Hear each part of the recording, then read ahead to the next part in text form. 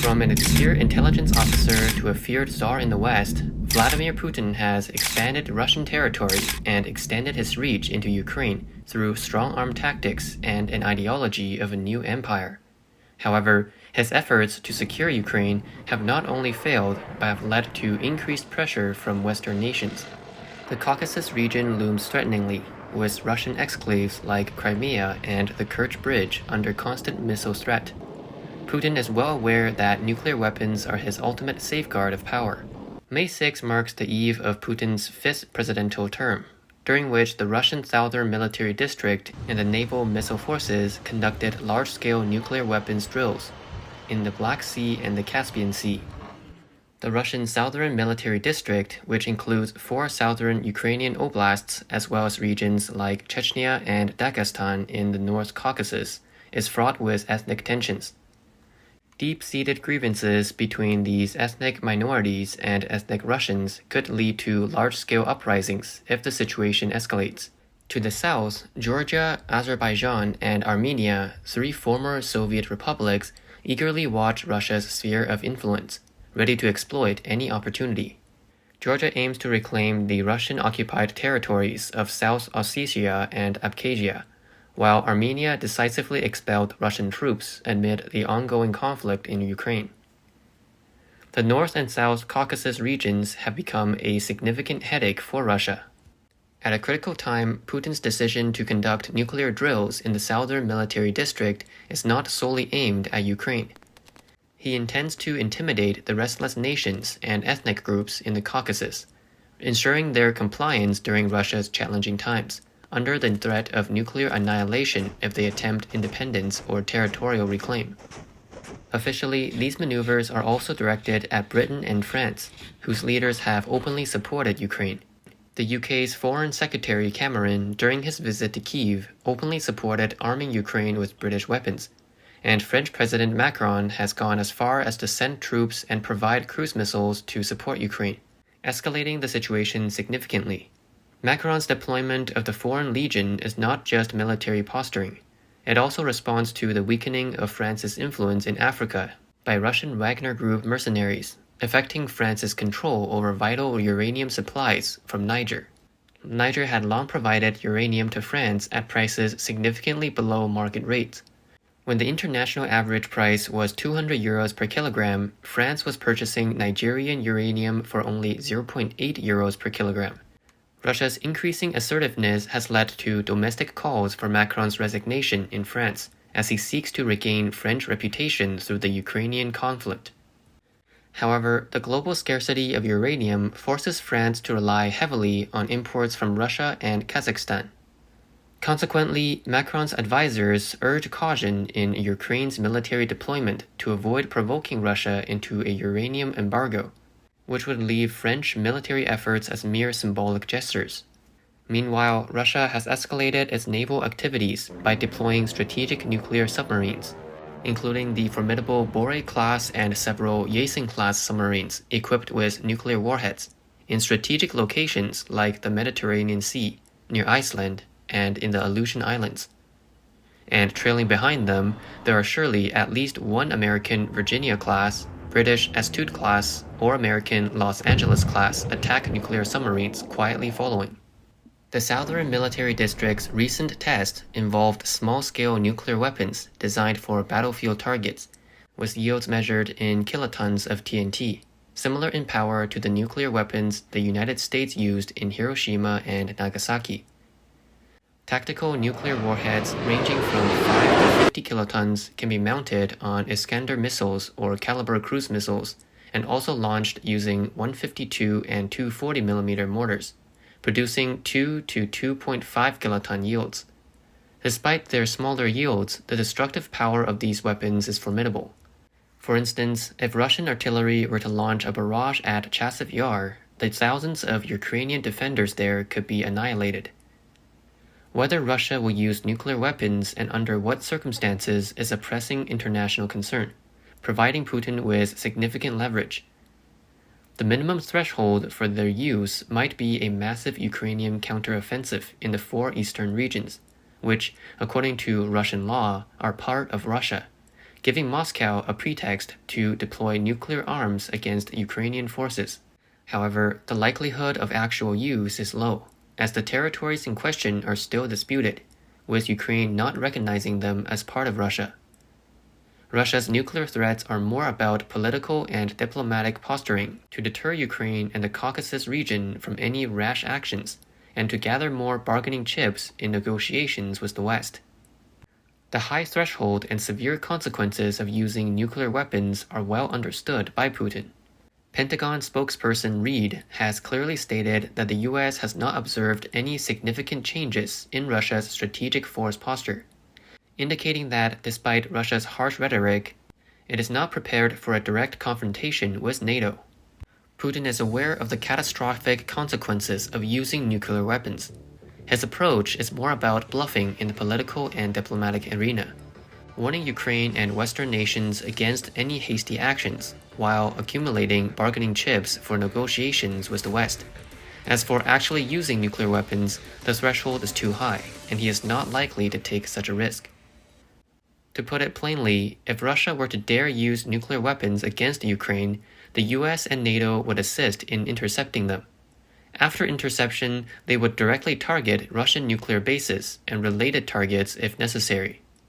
Recently, there have been indications that Russia is interested in negotiations. On May 3rd, Foreign Ministry spokesperson Zakharova mentioned this twice, and Putin has previously stated his intention to discuss all issues at once, aiming to maintain control over the Russian regime. The increasing internal and external pressures might explain Putin's sudden urgency for negotiations. Ukraine's military capabilities are advancing rapidly, with substantial support from the US in the form of funding. Thousands of tactical missiles with a 300-kilometer range, artillery, tanks, armored vehicles, and ammunition, including multiple sets of Patriot air defense systems. Ukrainian drone technology is also rapidly improving. The impending deployment of the first batch of F-16 fighters is particularly unsettling for Putin, who fears that a coordinated ground, air, and air defense counteroffensive by Ukraine could overwhelm Russian defenses, potentially leading to the collapse of his regime. Thus, Putin is making conciliatory gestures, as well as using nuclear threats to exert pressure. On the battlefield, Ukrainian forces are ready for action. With the arrival of the first batch of F-16 fighter jets, Ukraine plans to coordinate its ground, air defense, and air forces to launch a counteroffensive against Russian troops. Although Ukraine's initial response may be slow, the bolstering of its forces with more fighter jets, ground weapon platforms, ammunition, and air defense systems is expected to gradually overpower Russia. Even now, faced with the threat of Army tactical missiles and F-16s, Russian aircraft have started to pull back. Meanwhile, Ukraine is actively rearming and training its elite units, such as the 47th Mechanized Brigade. Forbes reports that the U.S. is equipping this brigade with the latest American weaponry, including M1A1 tanks, M2 infantry fighting vehicles, and M109 howitzers. NATO is also set to send military instructors to provide comprehensive training to the brigade. The impressive performance of the 47th Mechanized Brigade since last June has clearly garnered favor in the West. This has led to its selection as a model for developing a modernized Ukrainian army that can effectively confront Russian forces within the Western alliance. The 47th Mechanized Brigade is a cutting-edge force in the Ukrainian Defense Army, equipped entirely with American weapons and NATO standard training. Since participating in the major counteroffensive, this elite unit has fought numerous fierce battles. Over the past year, they have changed commanders 4 times, lost 40 out of 200 M2 fighting vehicles, and 5 out of 31 M1 tanks. But the amount of Russian military equipment they have destroyed is countless. Last winter, near Avdiivka's Slag Mountain, an M2 infantry fighting vehicle from the 47th Brigade used a 25mm chain gun to destroy a T-90M main battle tank, which was previously declared by President Putin as the best tank in the world. Recently, a video of another tank battle was released. 2 months ago, an M1 tank from the 47th Brigade encountered a Russian T-90M at a distance of 2,000 meters on a battlefield with sparse vegetation. The T-90M quickly moved to the left front, but its turret's stabilizing mechanism kept its cannon aimed at the M1. The Ukrainian tank commander calmly ordered the M1 driver to hold position, and the gunner precisely took aim and destroyed the moving T-90M with a single shot. However, elite units like the 47th Brigade are still in the minority within the Ukrainian forces. Ukraine is currently forming strategic reserve troops, but with only 6 brigades, it is insufficient for a large-scale counteroffensive. Facing Russian advances on multiple fronts, Ukrainian forces are stretched thin. Thus, Ukraine urgently needs more weapons and personnel, especially support from F-16 fighter jets. Recently, a Ukrainian Air Force spokesperson revealed that F-16s provided by NATO allies will enter the battlefield after May 5th. However, this announcement is likely a smokescreen to cover the real deployment methods and base locations of the F-16s. After all, such information is highly confidential and unlikely to be disclosed by Ukrainian officials unless it is disinformation. In fact, F-16s may already be participating in the conflict, but are maintained at NATO bases and will be transferred to Ukrainian airports just before combat. Once F-16s appear extensively in Ukrainian airspace, Russian aircraft will likely struggle to cope. Ground troops will be hampered, and artillery will have to retreat. Confronted by Ukraine's formidable air power, the Russians are uneasy but defiant. They assert that Ukrainian F-16s will operate from Romania rather than from within Ukraine itself. Reports suggest that pilots have been training near Bucharest, and Romanian pilots have practiced low-altitude flying and landing in western Ukraine. Russia is disclosing these details to demonstrate its vigilant monitoring of Ukrainian movements.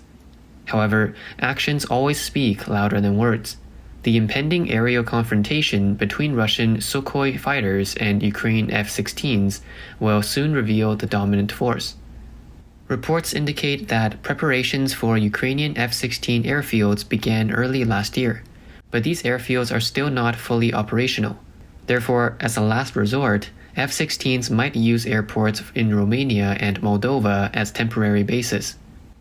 There are indications that a large-scale attack targeting Crimea and the Kerch Bridge will soon commence, at which time, besides missile forces, people might also witness the prowess of F-16 fighter jets.